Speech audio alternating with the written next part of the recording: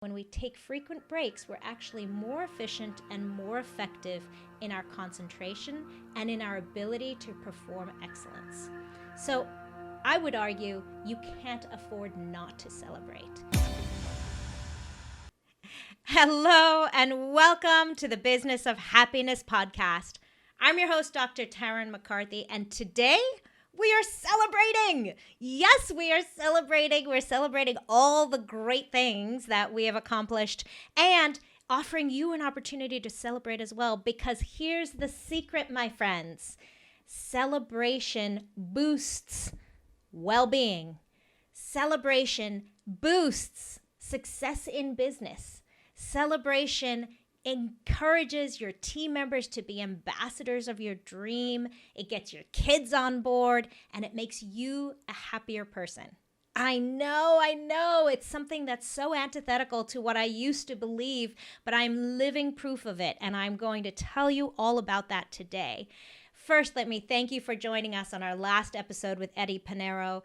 Such an excellent artist in his field. And if you have not listened to our episode number 41 with Eddie Pinero, please do. And please check him out on YouTube, because he is amazing in terms of the beautiful inspirational messages that he delivers.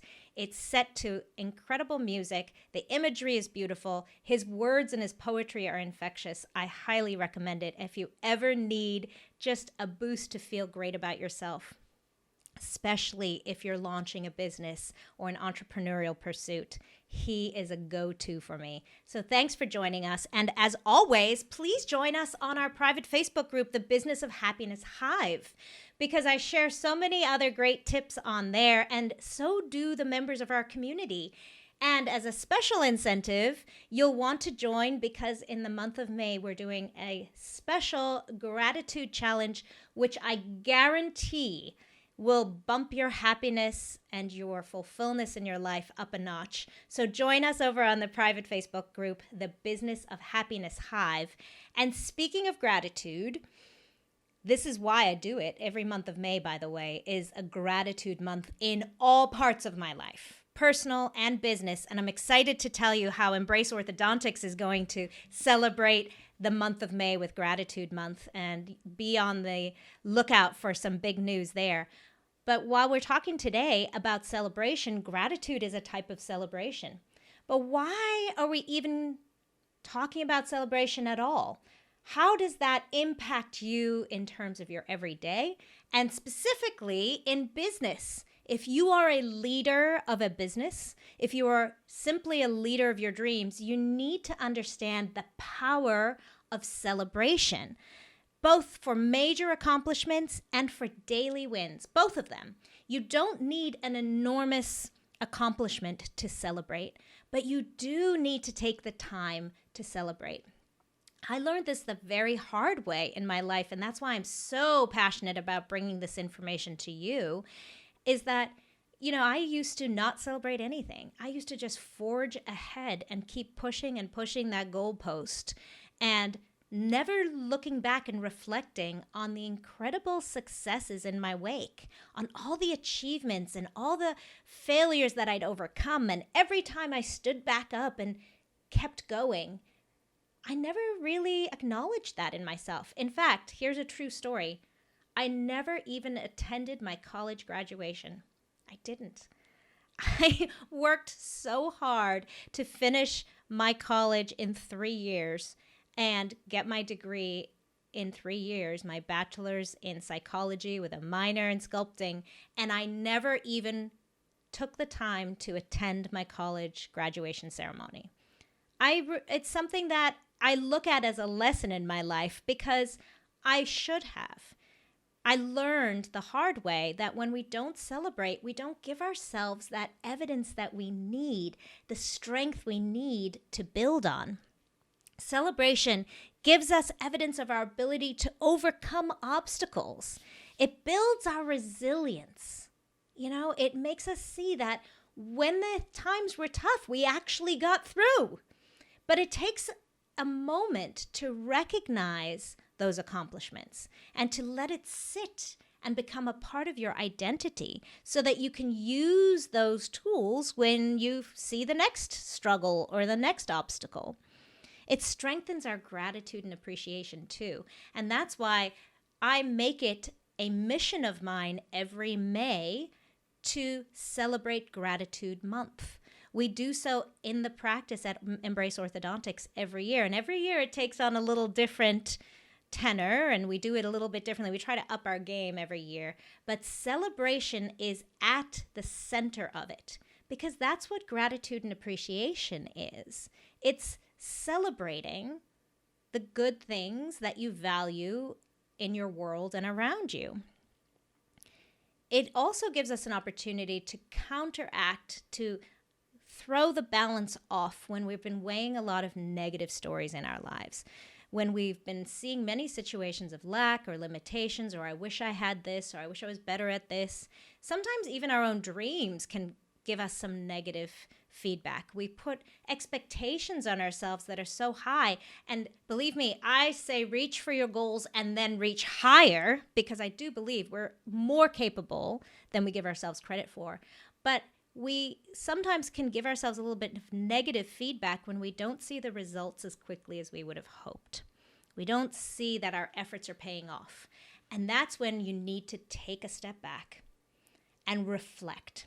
So that act of reflection is very important. Take a look at all the things you have done. My mom, thank you, Mom. I know you're listening to this episode. My mom reminded me of this practice that I had told her about months ago, about climbing a mountain. And we have this idea of reaching the top of the mountain. We know we want to get there. We keep going, and it's hard, and you're exhausted, and you're dehydrated, and your legs are hurting, and your muscles are sore. But what we forget to do in those moments when we're in our low points is to turn around and look at the view. Look at the enormous climb we've already accomplished. Look at it and celebrate the success that we've already seen in our lives. Then we start to feel the strength coming back. Okay, I can do it. Look at what I just did. But do you see the value of that celebration in that moment? And it only takes a heartbeat. It doesn't have to be a big, enormous thing. It only takes a heartbeat. In fact, celebration can even set the intention for going further. This happened in my personal life in such a beautiful way. And I'll share this with you. My husband and I love to travel. It's one of our greatest values. And it's been hard with COVID. We've been traveling in our minds. We've been living for the day that we can jump on an airplane again because we really love it. And in fact, our children all have had passports since they were 4 years old because we value visiting other cultures and flying across to other continents. And we really incorporate that into our lives in a very big way. So I think my daughter was 6 months old when we flew with her and my 4 and 5-year-old sons to South Africa from Boston, Massachusetts. We did. We actually did. We got on the plane with the 3 kids, and the trip took us 22 hours with layovers and all the rest. And there was a lot of Benadryl. There were a lot of tears. And, you know, if any of you have traveled internationally with young children, you know that there's a schedule you've got to keep, and you have to get them onto a new circadian rhythm, and entertaining them and feeding them at the right time. It's a thing. Well, let me tell you, we landed at the airport in South Africa, and my husband and I literally high-fived each other because we had made it. It was not pretty. There was vomiting and tears and sleepless nights and crooks in necks, but we high-fived each other. And just that little moment of celebration was acknowledgement to both of us that we did it. That little second of celebration was giving us permission to keep going. We showed each other that we appreciated each other in that moment. We showed each other that we did something worth celebrating. We accomplished something, and we set the tone for the rest of the holiday because, you know, similar things were going to happen all vacation. Trust me, they weren't back on to South Africa time by the time we landed. This was just the beginning of resetting our clocks. But that celebration was so critical and a great moment for us to just have a little bit of a connection in a moment when we could have been angry, we could have been frustrated, we were exhausted, this was hard, but celebrating turned it around. And it didn't take fanfare or a party, it took a moment of recognition. And do you see how valuable that was? And the same thing is true at work. My partner, Megan Dombrowski, and I learned this during COVID, during working so hard to get us back on our feet after the lockdown, after we had to furlough our team for months on end. And then we brought them all back into an environment of fear and concern. And we were leading them as much as we could all the way. But as we were pushing and pursuing and trying to make sure that we crossed all our T's and dotted our I's as the CDC required for infection control, and also just making sure we were giving our patients everything they needed and ensuring their safety, we forgot for a moment to celebrate. And we started to see the negative repercussions of not celebrating. And so, man, we incorporated it real fast in 2021. We realized how valuable that had been for our team and how critical it had been in terms of their everyday experience and their happiness and fulfillment at work. Because making time for mini celebrations and incorporating them into every day is extremely powerful. It's extremely powerful for yourself. It's also powerful for you as a leader to be doing with your team because it helps them to find inner fulfillment. So picture this.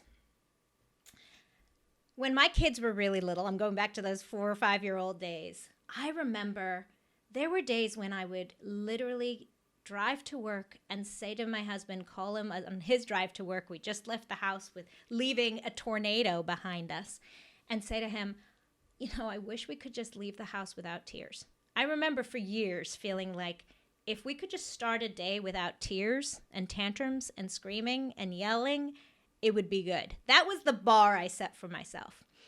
I remember leaving work feeling overwhelmed and stressed, and feeling like everyone was starting their day poorly, not just me, but imagining how it felt to the kids to start their day that way.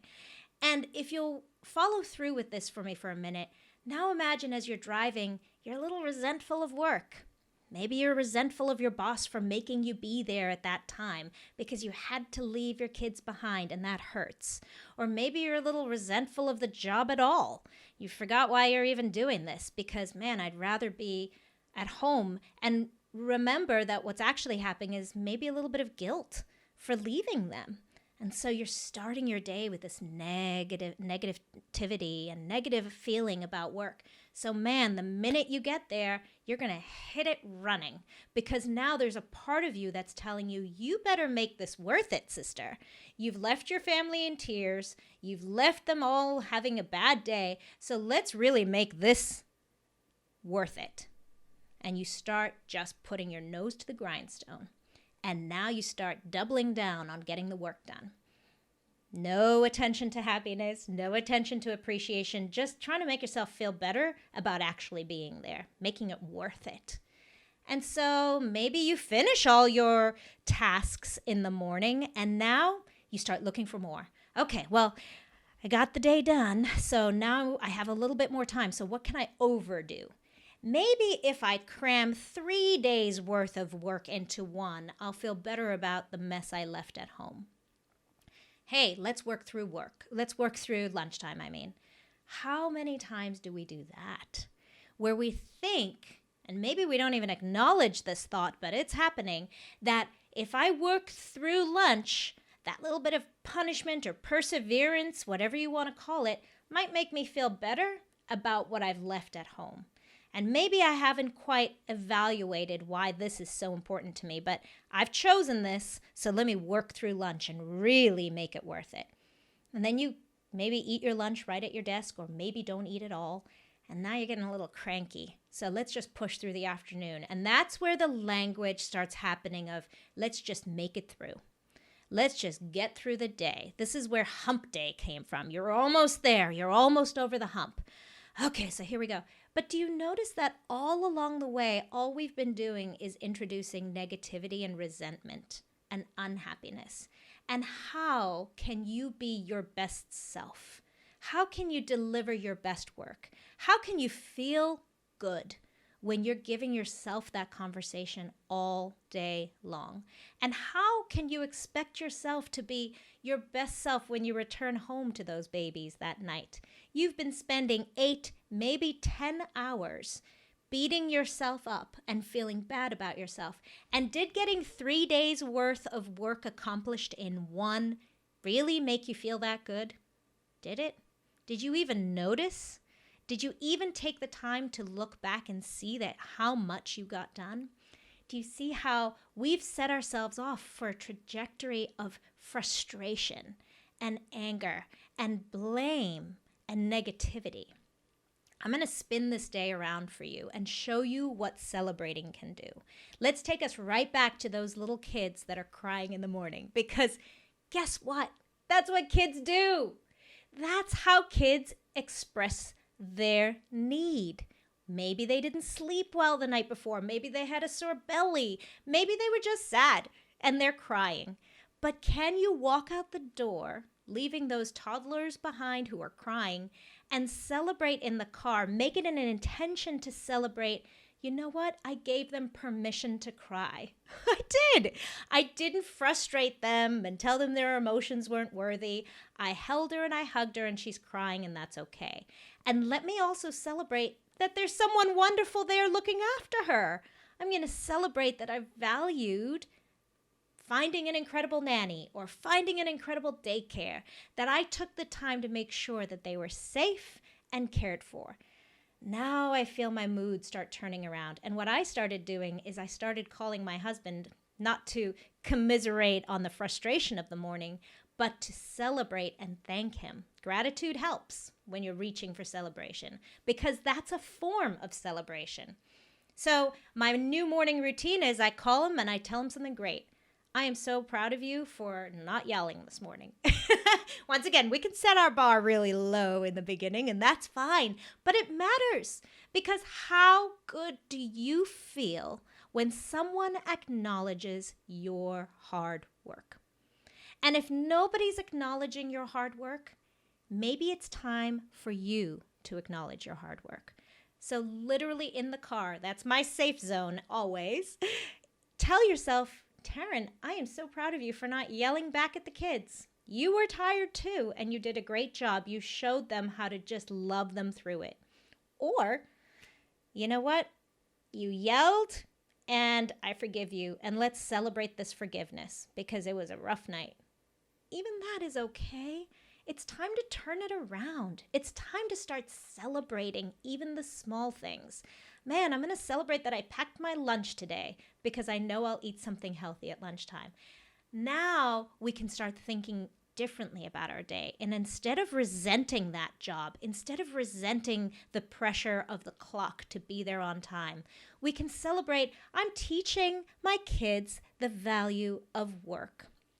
And I'm also valuing this income to support my family. It doesn't matter what your feelings are about work or capitalism or the need for us to earn an income to support our families. You are functioning in the society and you are making it work, and you can be proud of yourself for that. You can be proud of yourself for the decisions you've made. And if you don't like the decisions you made, you can be proud of yourself for recognizing that and for maybe making a new decision. That's okay. You can change your mind and you can still celebrate the ability to do so. One of the great things about approaching your day that way with an intention of celebrating is making sure that you honor your ability to choose, the power you have over your own decisions, so that you don't feel like a victim of your situation, right? Now imagine getting to work with this new attitude, with an intention to celebrate.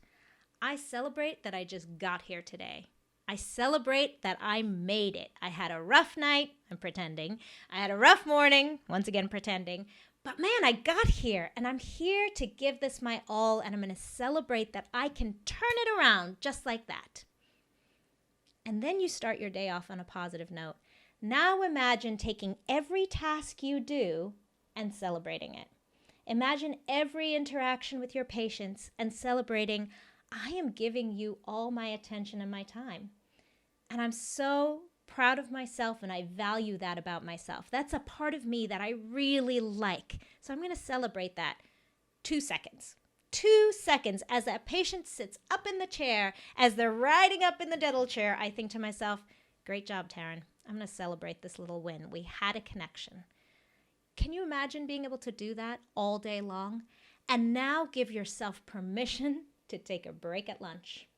Lunchtime is the ultimate way to celebrate. There's a reason why we need a break in our day. In fact, research shows we need many breaks in our day just to recoup and find our strength again so that we don't burn out.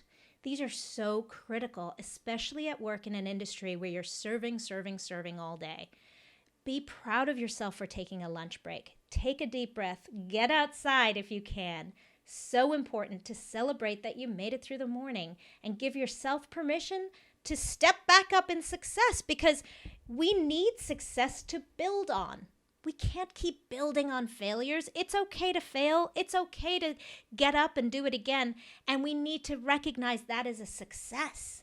We need the successes to boost us for further success. So it's so important to celebrate those successes with your team, to give them and galvanize them in terms of the effort that they're putting in. Types of celebration ideas really can be as big as a party or a dinner or buying everyone a Starbucks coffee, or as little as a high five or a congratulations or an email of celebration, some kind of recognition. And for yourself, it can be as easy as taking a deep breath, closing your eyes, and just celebrating the moment for yourself. Practicing gratitude is a huge way to celebrate. But sharing it with others is very impactful and powerful, especially as a leader. And it's important for you to model that as well for your team members. That's something we've realized as well, is when we just push through lunch and we insist everybody else takes lunch, it doesn't work. It's important for us to also take a break, take a deep breath so that we can be better for our patients in the afternoon. So some objections that I've heard to celebrating is it's too expensive. No, that's just a story you're telling yourself. It is. You do not have to make anything expensive. My husband and I have date nights that we are religious about. Actually, to be honest with you, we haven't done them recently, and I need to reincorporate them. But we were very religious about taking them every Thursday. And at one point, Killian said to me, this is getting a little expensive every time we go out to dinner and we pay a babysitter. And the truth is, at one point we said, you know what? Let's just go to Target. Let's just go for a walk. And so that's what we've started doing, is celebrating in other ways if we ever felt like it was too expensive. The same is true for you and your team. It does not have to be an extremely expensive event. It can just be words of gratitude and celebrating the efforts that they've put in. Another objection I hear is there's not enough time. And I would like to ask you is, do you think that you're wasting time by not celebrating? That first scenario I told you about sitting and pushing through and trying to accomplish more than you have on your to-do list in the morning and push through lunch, you are being extremely inefficient in that moment. And studies have shown that when we take frequent breaks, we're actually more efficient and more effective in our concentration and in our ability to perform excellence. So I would argue you can't afford not to celebrate. I would argue that as a leader of a team, when you celebrate your team members, they work harder for you in terms of their dedication and their commitment. And if there's no celebrating, if there's just push, you're going to start to see a big turnover in your team as well. That is an enormous waste of time. So I think the opposite is true. You can't afford not to take the time to celebrate. The third objection I hear, especially from other leaders of teams, is they're just doing their job. They're getting paid. That's their job description. What additional celebration do we need? I've told them what the job description is, and they just need to fulfill the job description. True, but I would argue it's a slightly misguided perception. Because let's take a look at you for a moment. Answer me this question. What are all the jobs you have in your life? I know for me, I'm a mom, I'm a wife, I lead Embrace Orthodontics, I'm an orthodontist, I'm a boss, I'm a podcast host, I am a coach, and I coach other clients on how to find happiness in their business.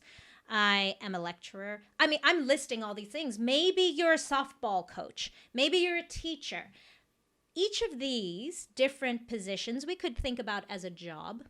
Don't you know what your job description is for each of those? Could you argue that you took it on, you chose it? Are you just fulfilling your job? But here's my question to you. How do you feel when someone acknowledges the hard work that you've put in?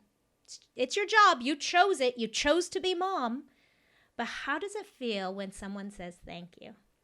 Or when you look back and you say, wow, I'm raising 3 incredible kids. How does it feel as a softball coach? You chose it. That's your job. You should just be okay with it. Being a softball coach, you know what that entails. But how does it feel when you get recognized? How does that make you feel? And remember, when we feel good, we can do good. In fact, we can keep going and maybe do great. If you tell me that you appreciate me as your mom, I'm going to try even harder. That feels amazing. Do you see that as well for your team? Yes, they're just doing their job. Yes, that's the job description. Yes, they're getting compensated with their salary that you both agreed on. But wow, wouldn't it be even greater if you could celebrate them for a minute? If you could recognize them for a minute and see how much more committed and dedicated they are to this pursuit. So let's let go of the notion that work is work and a paycheck is its own reward. And let's create a space that honors celebration. And take the time to celebrate your team as a leader, and remember to celebrate you as a leader of your own dreams. I promise you, your happiness will increase astronomically if you do. Just give yourself permission to celebrate. Success is the fuel that keeps you going, and we cannot acknowledge that success without celebration. I'm proud of you. You are doing a great job. There is still so much more to this incredible life, and acknowledging it and celebrating it is what gets us excited for the next step. Have a wonderful day. Thank you for joining us on this episode, and I look forward to seeing you again next time. Bye-bye.